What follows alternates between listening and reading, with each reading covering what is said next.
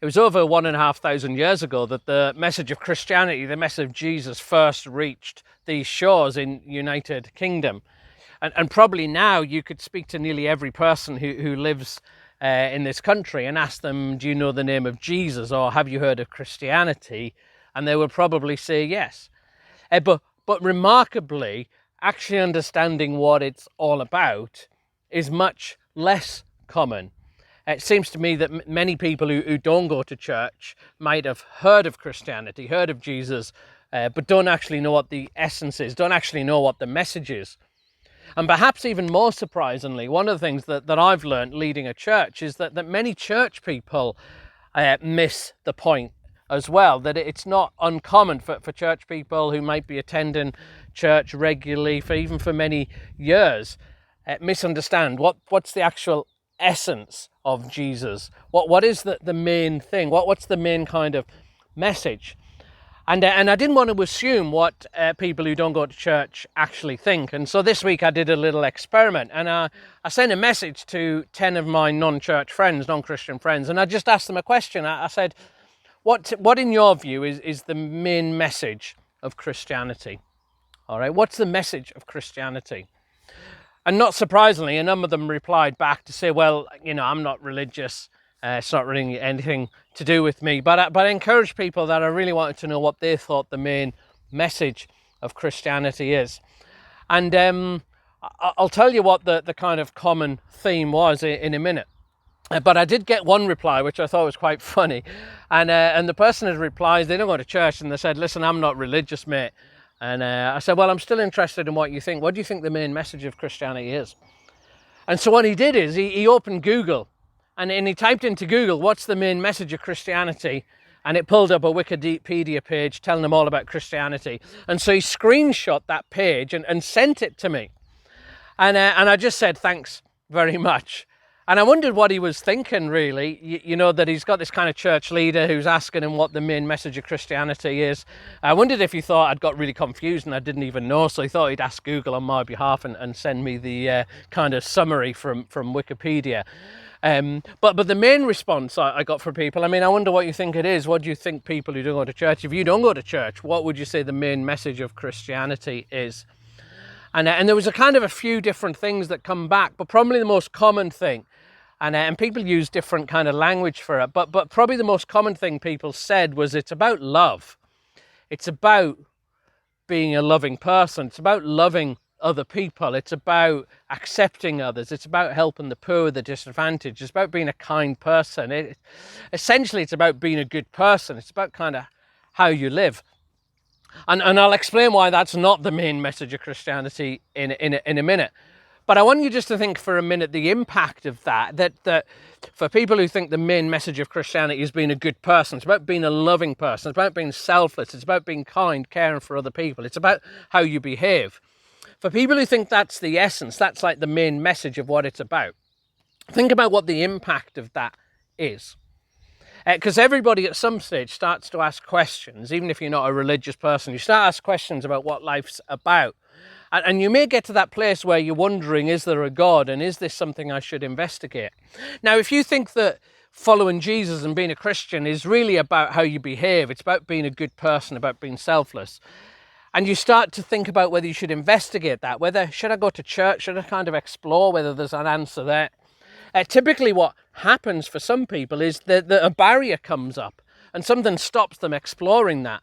And the barrier that comes up is their own sense of not feeling good enough and think, well, I can't really go to church because that's for good people and I'm not sure that I'm a really good person. That's for people who are really loving, people who've kind of reached this standard of kind of goodness, and I'm not really sure if I'm there. I'm not sure if I want to go. Maybe I'll get judged and I'm not good enough and I'm not kind of reached the standard. And so a big barrier comes up for people.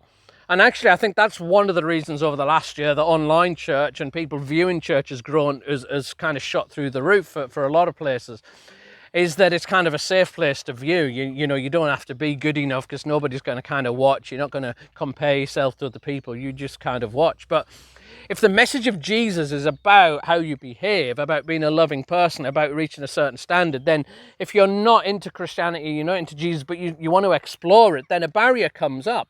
A barrier of actually am I able to reach the standard? Can I be kind of part of that? Or have I kind of been excluded because of the things that I've done in the past? And we'll explain in a minute why that's not the message of Jesus.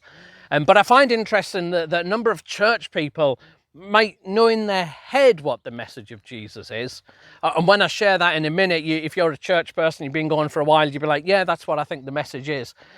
But I find for a number of people, their lived experience isn't the message of Jesus. Like, it's in their head. They know kind of the answer to the question, but it's not kind of fully permeated their soul. And so you get people who are followers of Jesus, but they still feel like really insecure and inadequate. They're feeling that they're not good enough as a Christian. They're not as kind of goody as everybody else.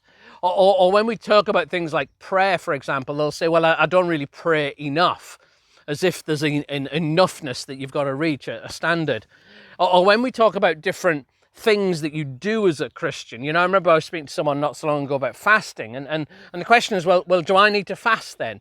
If Jesus said we should fast, or Jesus mentions fasting, is that something that I need to do? And the words around I need to do it or you ought to do it, that's something I should do, that I'm maybe not as good as everybody else. All those sorts of things and those ways of thinking suggest that although people might understand the message of Christianity, it hasn't actually permeated their soul. And our last bystander story, we've been in this series called Bystander, where we're looking at this guy, John, who kind of was a bystander, a witness of so many things that Jesus did. And he records a document called John's Gospel, where he recounts what he saw Jesus do and what he saw Jesus say. And he records that so that we can kind of get an eyewitness account as well. And that the idea of faith and responding to Jesus comes not from kind of having faith and kind of being positive and trying to believe, but almost rationally looking at the evidence, looking at the stories and having a response from that. And through this series, we've tried to record not just historic eyewitness accounts, but present-day eyewitness accounts of people we know who've seen Jesus do things, who've encountered Jesus for themselves. And if you're watching this and you've not seen our previous Bystander series, then go onto our YouTube channel, search Hope Church Oswestry, and you'll be able to see the last kind of 6 weeks that we've done that, and you'll be able to get all the kind of Bystander series that it kind of builds up. But our last one today, our last kind of eyewitness account from John, strikes at the very heart of what is the main message of Christianity. What's at the very core of what is it all about? And I think from this story, it can clear our fog and help us not just understand the message, but understand what difference it makes and how it changes how we feel and how we think about ourselves and our lives. And I hope that as we look at this story, that you're just going to be get set free and you're going to be filled with joy and such a massive sense of freedom. And this story is probably the greatest of all the stories that we've looked at. And you find it in John chapter 20. So it's coming to the end of John's account of Jesus. And what's happened is Jesus has been tried, he's been convicted, and he's been crucified, he's been killed, and he's died. And that's had a massive impact on his followers. His followers are full of fear. Peter particularly, he wants to deny having anything to do with Jesus, because if Jesus has been killed and Jesus has been put on trial and arrested, then their fear is that theirs next. And so the disciples are hiding, their world's falling apart. And then early on the Sunday, Mary Magdalene, she heads to the tomb where Jesus is buried. And as she arrives, she finds that the stone has been rolled away. And so for them in those days, their graves, as it were like caves, and there was a kind of stone put in front of it. And so it's a bit like she arrives at the cemetery and the grave's been dug up. Essentially, that's kind of what's happened here. And she thinks somebody's took the body. She thinks either the Jewish leaders or the Roman leaders, they've took Jesus' body. And she wants to know where it is, because when you mourn the death of somebody, you want to know where they're buried, because you want to kind of go there to pay homage, don't you? And so what she does is she heads to find John and Peter, who were kind of the leaders almost of the group. And so she finds them, and Peter and John, they sprint to the tomb. And John's faster, and he gets there first. But interestingly enough, John isn't actually mentioned by name. He's writing the account, but he doesn't actually write his name. He doesn't call himself John. He calls himself the other disciple. So when he's writing it, if you were to read it in John 20, you'd find that he says Peter and the other disciple. He can't even bring himself to put his own name in the story, which is, well, you can kind of have a think about why that might be and what that means. But the other thing that he does is he puts in brackets. So he calls himself the other disciple. And then in brackets, he says the disciple who Jesus loved. And he's not saying, and that's like really interesting for him to kind of write that. And he's not kind of saying, well, I'm the favourite. I'm the one Jesus loved more than anyone else.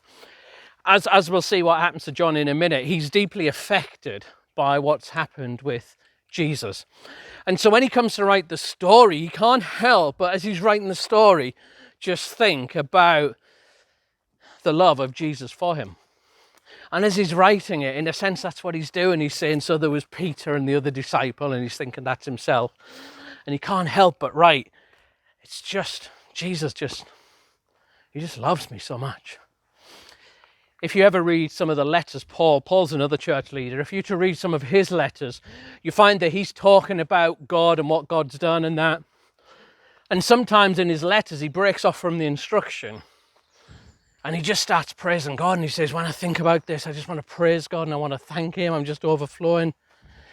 It's like these guys who are writing this stuff, it's not theoretical for them. Jesus has deeply changed their life. And so John records this, that he's the other disciple, that he's deeply loved by Jesus. And he gets to the tomb first. But it says that he doesn't go in. And he just looks. And it never said why he doesn't go in. I don't know whether he's just overcome with shock, whether he pauses because he can't get his head around it. You know, the tomb is empty. The stone is removed. It's like, what is going on here? But Peter arrives. And if you've read any stories of Peter, you'll know what he's like. He arrives and he doesn't pause. He just runs straight in. And they arrive in and they have a look.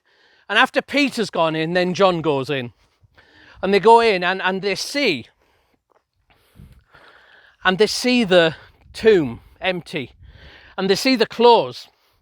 And the kind of linen that was wrapped around him. And then it says that the cloth that was around his head, it's kind of folded up neatly at the side, separate. And that hasn't got any spiritual or religious significance. It's just proof that it's an eyewitness account. And then there's the most precious sentence. And if you've been following this Bystander series, you'll recognize this as just a very precious moment of what happens next in the story that John records. It says just these words, it says, then the other disciple went in, John himself went in, and he saw, and he believed. He saw, and he believed.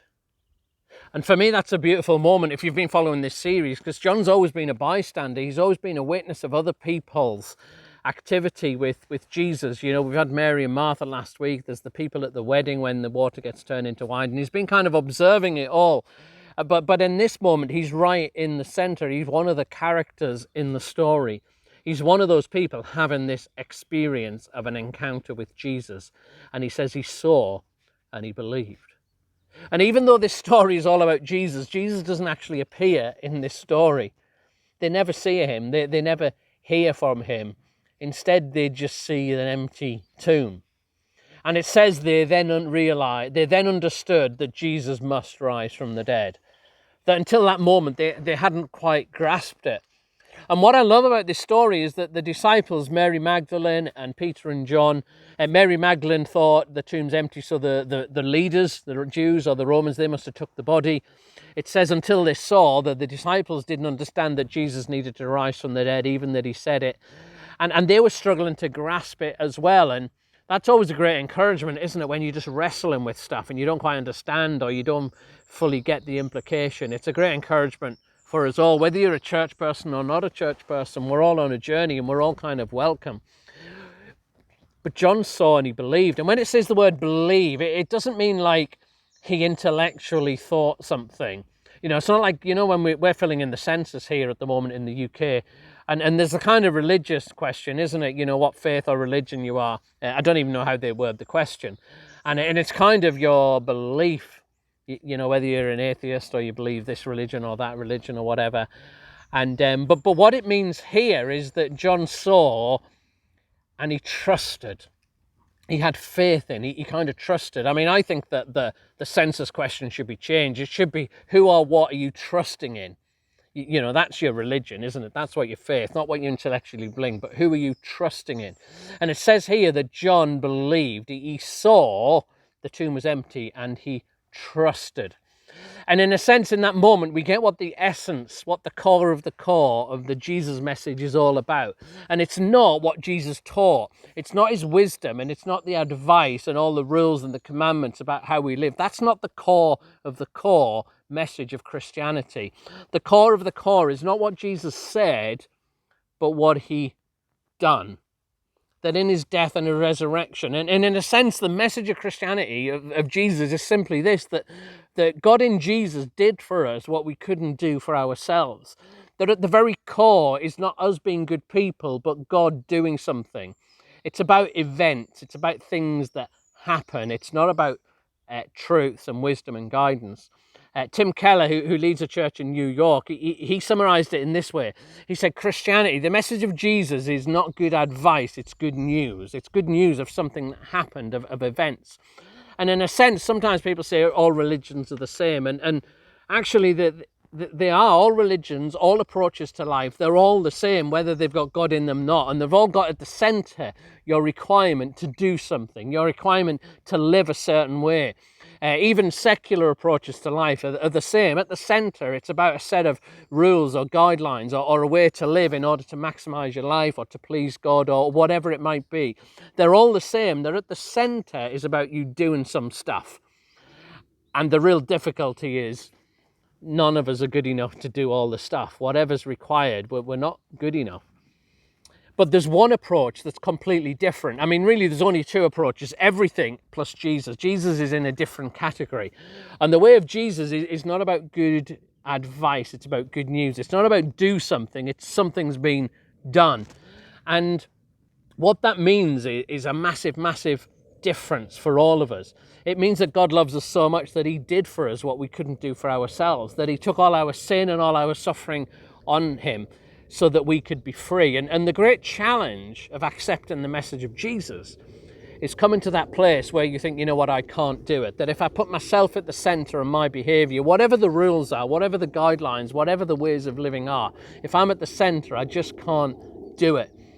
And once you reach that place, then there's some good news available. And the good news is simply this, that you don't need to do it. You can't do it and you don't need to do it, that Jesus has already done it. And John in that moment, because Jesus doesn't teach anything, but Jesus has done something. And when John sees what Jesus has done, which is he's resurrected and he's died, it's that he puts his trust in. And that makes all the difference. It really, really does. I mean, what this means, if you're not a church person, you wouldn't class yourself as religious. Maybe you need to have never been to church, hardly ever pray. Maybe you don't think you've lived a good life, or maybe you think you have lived a good life. What it means is you can be in. What it means is nobody's got a head start on you based upon how they live. I mean, in a sense, the message of Jesus is the most fairest way you could possibly imagine. Fairer than any other approach to life. Just think about it. Everyone's invited. Everyone gets in the same way. And everyone can meet the requirement. Everyone's invited. Everyone gets in the same way. Everyone can meet the requirement. And the requirement is just to accept that you're not worthy of it. But you trust what Jesus has done for you. That's the only requirement, that you can't do it yourself, but you want to trust that Jesus has done it for you. Not that you got a list of rules to follow, but you trust in the events of Jesus, in his death and resurrection. And then the implications of that is you're free. I mean, it's like you're living the exam of life, but you've already passed. Jesus already passed it for you. Imagine the joy and freedom that brings. And, if you want to talk more about that, just message me. Go to hopechurchoswestry.org.uk/connect. There's a form there, and you can fill it in. And all you do is accept the gift, and you can just sit there right now and just pray to Jesus. And just use your own words and just say, I just accept the gift. I accept that I'm not good enough. I'm not able to do it myself. So I want to trust in you. I want to believe and trust in what you've done. And so there you don't need to worry about whether you're good enough to come to church or be part of it. And for church people, it's a massive, massive difference as well. And I think, a lot of the church people I interact with, a lot of our problems could be solved if we just learn to believe the message again of our faith. Our problems about whether we're good enough, our problems around our insecurity, our things about do we need to follow the rules, and all those kind of baggage that we got, a lot of it could be solved if we just believe the message that we believe, if we just let it sink deeper and deeper into our heart and lives. I mean, just think, Jesus has done it for you. He's good enough. And when you accept that, you stand before God with Jesus' kind of perfection, Jesus' kind of righteousness, if you like, for a big word. That is yours. That means you passed the exam, that you're kind of good enough. Not because of the way that you've lived, because the way that Jesus lived, that you kind of accept that. And what that means for Christians who fully accept that and believe it, and it sinks to the core of the being, is they live this life of security, of freedom, of joy. And then, I mean, you may wonder, well, what about all the rules? What about all the commandments, all the things that Jesus says? Loving other people, living selflessly, forgiving each other. There's loads of things that Jesus says about his followers, how they're supposed to live. But none of them are to get in. What Jesus says is once you're in, once you accept my love for you, that'll change your heart. And what you find is you won't be thinking, do I have to do this? You'll be thinking, I want to do this because I want to please him and I want to offer my thanks to him. And that's what happened to John himself. After that experience, he became one of the church leaders. He risked his life for Jesus, served him for decades and decades, not because he had to, but because he wanted to, because God loved him so, so much. And so I just want to encourage you to live out of that truth if you're a follower of Jesus. Just think about what problems in your life, what emotional issues, the way you think about yourself, the way you approach your life, what would be solved if you just really believe this message at the core of your being. That in Jesus you're perfect, in Jesus you're good enough, in Jesus you've been accepted because of events. This is good news. The way of Jesus is not spelt do, it's spelt done, isn't it? And so you have this man, John, who has been a bystander. He's been a witness. He's been our guide, really, over the last 7 weeks. And he's been so touched by the message of Jesus that he calls himself, he's the one who Jesus loves. And he recounts that moment, doesn't he, when he went into the tomb and he saw that the tomb was empty. And it says he saw that and he believed. And many years later, he was to write a letter to the church in 1 John 3, verse 16, and he said simply this. He says, this is what love is. Not that we've loved God, but that Jesus has died for us. That's what love is. The events of Easter, the events of the resurrection. And my prayer for you and my prayer for me is that that'll seek into the core of our being. And we'll live lives of love and joy and freedom in response, knowing that we've got nothing to prove. We're fully accepted. We've already passed the exam. Have a blessed Easter, everyone. It's fantastic news, isn't it?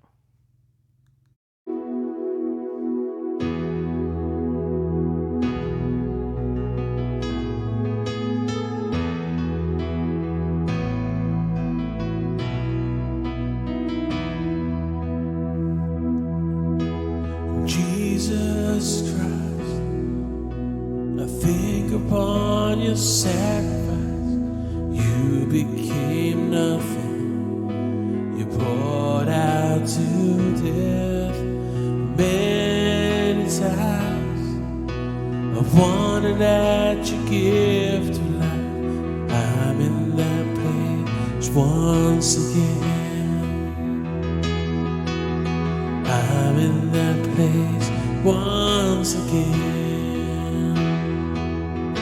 And once again I look upon the cross where you died.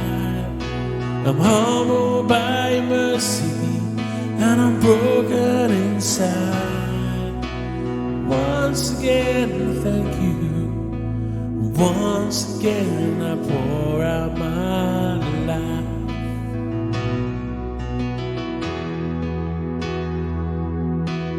Now you are exalted to the highest place, King of the heavens. But one day I will bow, but for now I marvel at the saving grace. I'm full of praise once again. I'm full of praise once again. Once again I look upon the cross where you died. I'm humbled by your mercy, I'm broken inside. And once again I thank you. Once again I pour out my life.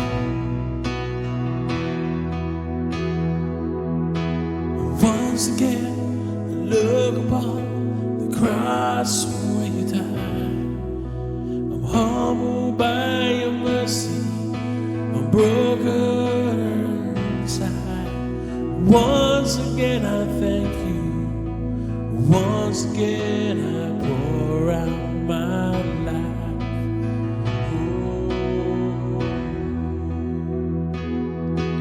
Oh, thank you for the cross. Thank you for the cross. Thank you for the cross, my friend. Thank you for the cross. Thank you for the cross. Thank you for the cross, my friend.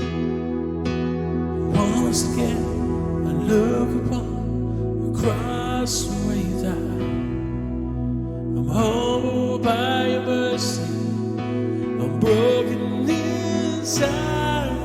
Once again I thank you. Once again I pour out my life.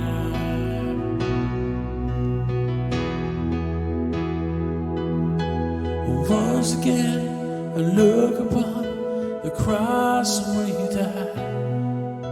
I'm humbled by your mercy, I'm broken inside. And then once again I thank you. Once again I pour out my life.